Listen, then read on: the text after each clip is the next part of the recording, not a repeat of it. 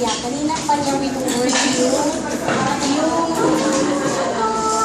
yung tawag dyan, pouring sauce. Pouring sauce po ang tawag namin. Kasi, ano po, inailan lang po namin. Kasi nandiyan po yung principle of word na repetition. Sa repetition po, para saan po, para saan po kayang repetition na yan. Hindi lang po para ma-master na yan.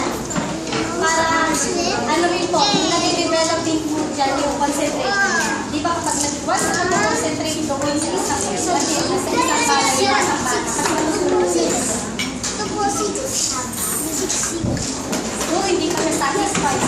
Pero pag na-satisfy na lang, papakat na po niya yan.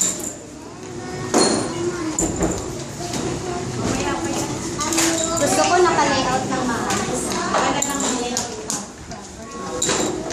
Then yung, yung Mrs. Pao, so after that, pag na-layout mo, pag na-match mo yung Mrs. Pau's to,